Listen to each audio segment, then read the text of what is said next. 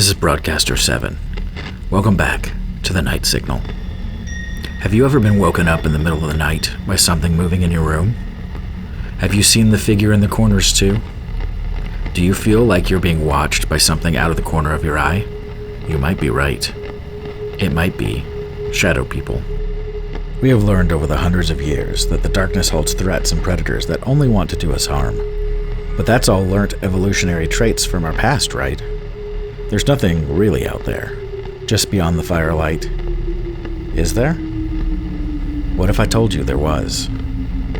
Shadow people have been seen as long as there have been humans to see them. The Greeks called them shades, the Norse and Slavic mares, but no matter the origin, they were always described as shadowy figures stalking, paralyzing, and suffocating the living. Scientists believe it's all just a trick of the mind.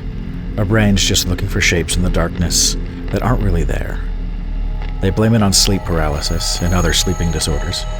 But I've seen them. I've seen them while I was awake, and have a feeling some of you out there have seen them too. In a 4-year period in the late 1970s to the early 1980s, 8 otherwise healthy young men who had moved to the US from Asia died suddenly in their sleep.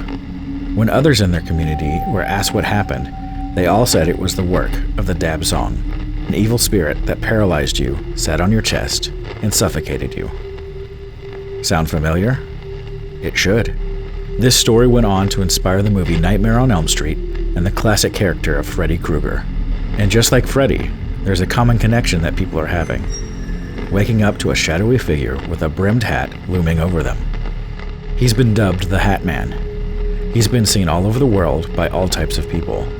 There have actually been scientific studies on him and why people from such diverse backgrounds keep seeing the same thing. There are websites and Reddit threads devoted to the Hat Man, where people share their experiences with each other. So next time you're by yourself in the dark, and you see a shadowy man in a hat, maybe just leave a light on. You never know. Have you seen shadow people? Let me know your stories below in the comments.